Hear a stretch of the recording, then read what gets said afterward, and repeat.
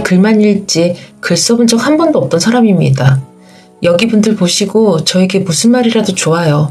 위로든 비난이든 욕이든 그 어떤 말이라도 듣고 싶고 저만 알고 있기엔 너무 기가 막혀 글을 올립니다.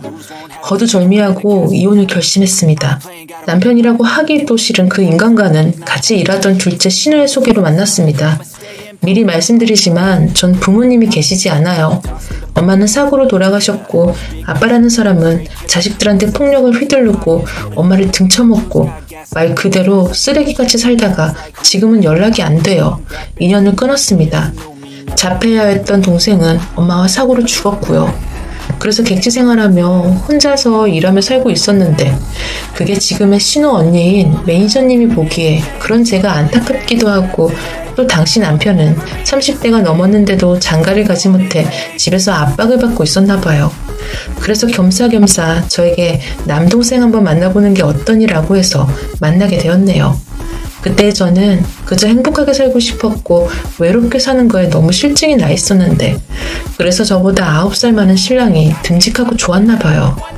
연애 시절 콩깍지가 씌어서 그 사람의 모든 걸 다 이해할 수 있을 것 같고 좋은 게 좋은 거다 이러면서 결혼까지 하게 되었어요.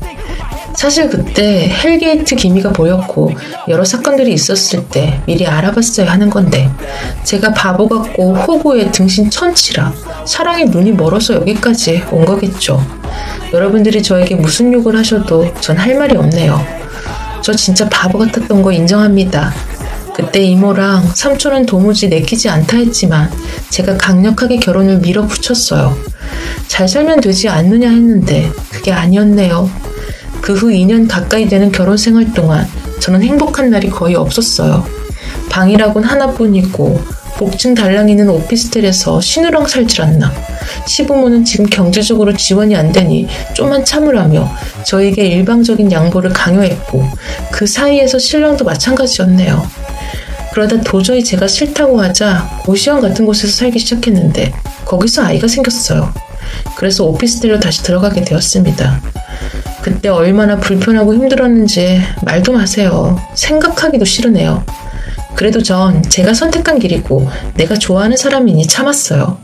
신랑도 그땐 그게 너무 미안했는지 저에게 잘해주려고 노력했고요. 제가 임신 중에 온갖 짜증내고 그랬을 때 신랑도 처음에는 같이 화내다가 나중에는 미안했는지 참아주긴 하더라고요. 그러다 아이가 태어나고 전 시집에 들어가서 살게 되었죠. 그때부터 조금씩 남편의 태도도 변하기 시작했고 시부모님들도 따로 살 때와는 다르게 태도가 달라지시더군요. 제가 혹시나 이렇게 될까 봐서 같이 사는 거 원치 않는다. 그냥 따로 살자.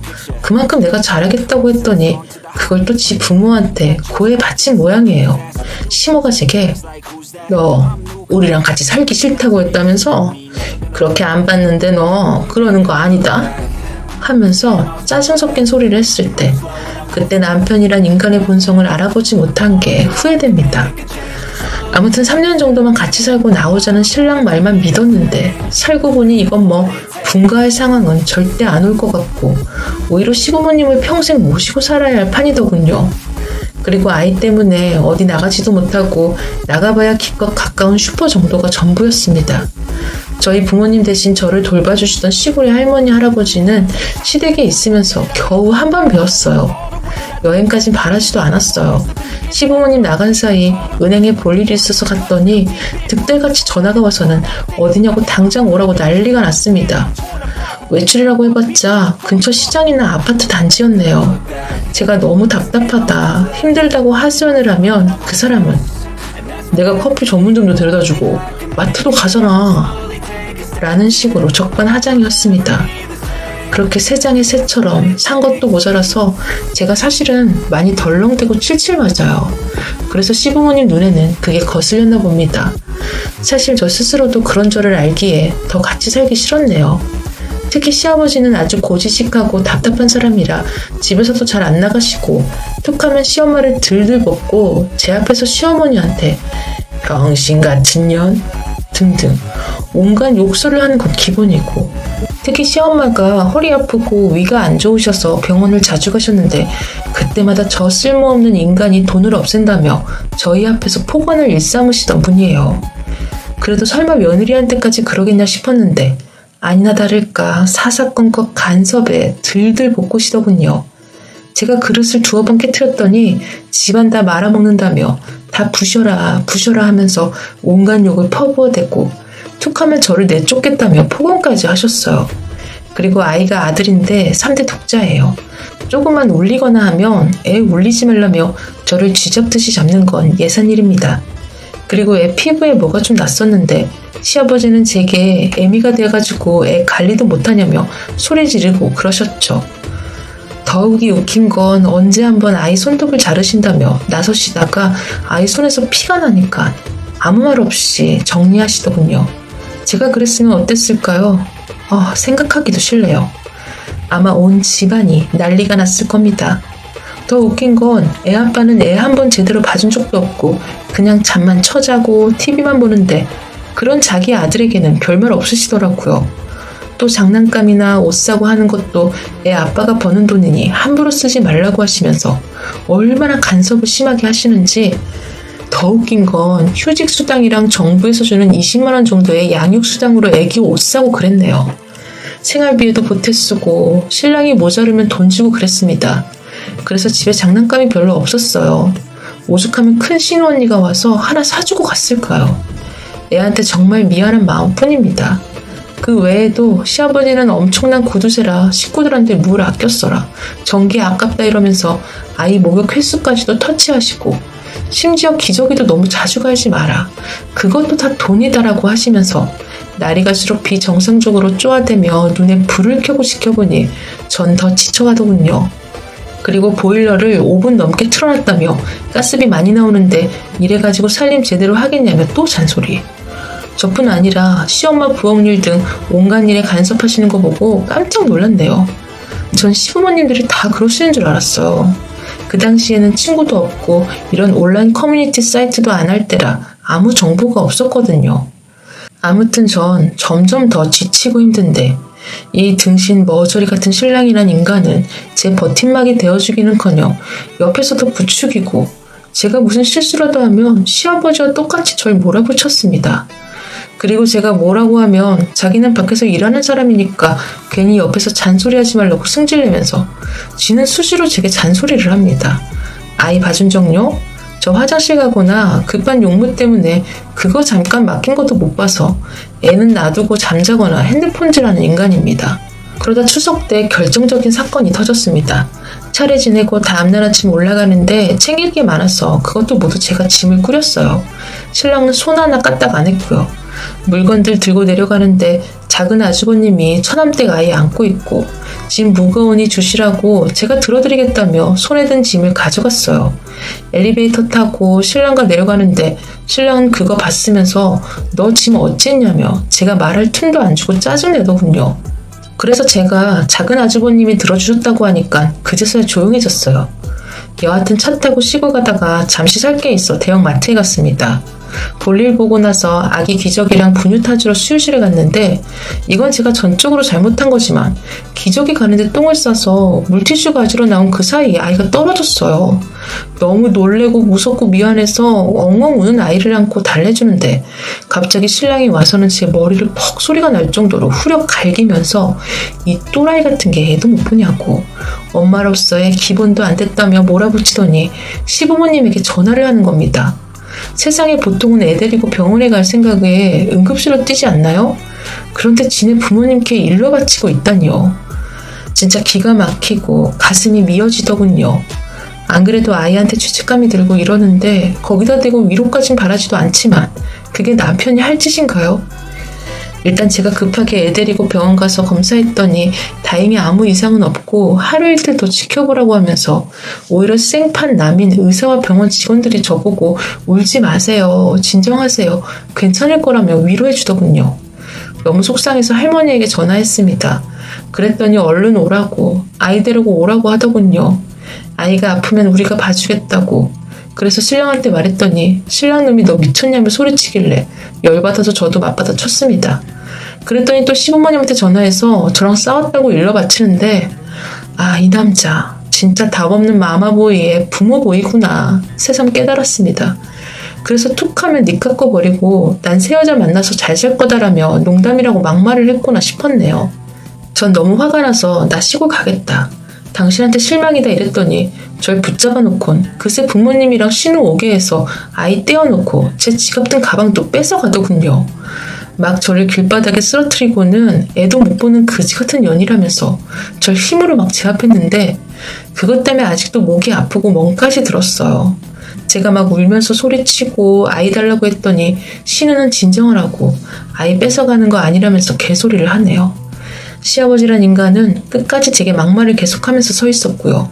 그런 상황에서 말이죠. 진짜 인간들도 아닙니다. 그리고 남편 새끼는 저랑 같이 시골 가서 끝내자고 정리하자 했더니 시아버지한테 붙잡혀서 그냥 가버렸네요. 저는 택시를 잡아타고 바로 시골집으로 내려갔습니다. 와서 자초지종을 다 말했더니 가족들 모두 차라리 잘 되었다.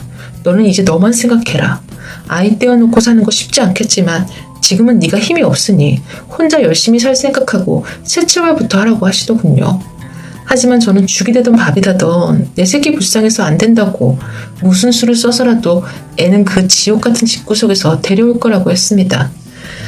아마 그때부터였을 거예요. 인터넷에 들어가서 이혼과 양육권에 관련된 모든 정보는 다 찾아보고 또 닥치는 대로 물어보고 전화 상담받고 그랬네요.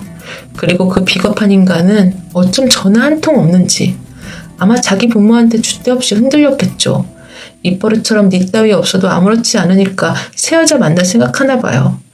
그러고도 남을 인간이란 거 이제라도 알아서 다행입니다.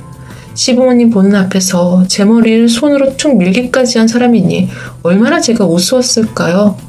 그냥 전 그이에게 아무것도 아니었나 봐요. 진짜 절 사랑은 한 걸까요? 앞으로 해야 할 일이 첩첩산중이라 막막하지만 하나씩 차근차근 준비해 보려고요. 후기 글입니다. 혹시 그 뒤로 올린 글 못 보신 분들이 계실 것 같아 여기에 추가로 글을 씁니다.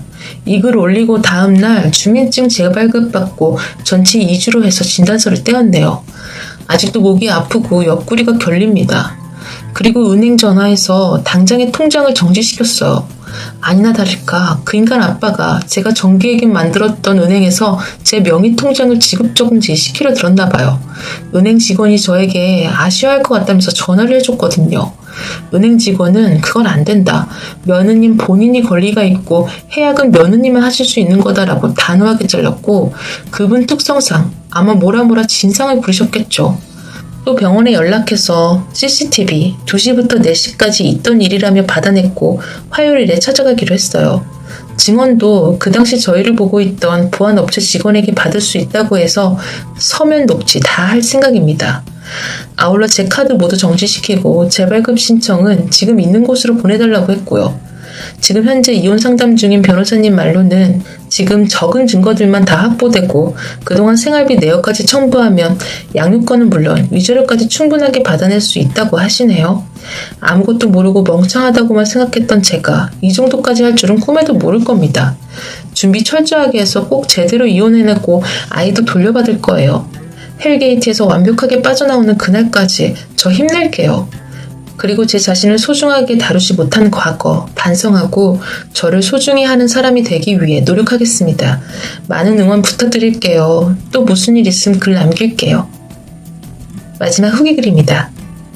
저번에 글 남기고 벌써 6개월이나 시간이 흘러버렸네요.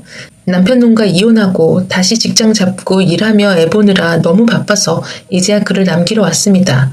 정말 다행히도 이혼 잘 해냈어요. 모든 증거 준비 다 하고 소송까지 각오하고 있었는데 남편에게 전화가 오더라고요. 자기 딴에도 여기저기 법적으로 상담을 받았는지 위자료 얼마나 원하는지 물어보길래 변호사님하고 의논하고 말해준다고 했습니다.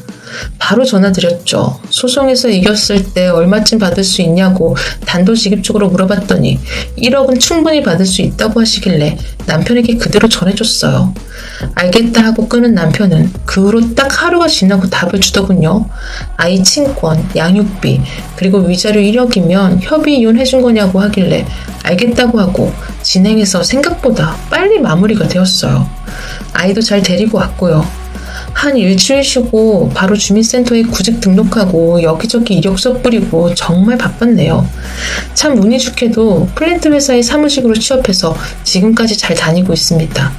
아이 보랴 일하랴 육체적으로 너무 힘들지만 정신적으로는 너무 행복한 요즘이에요.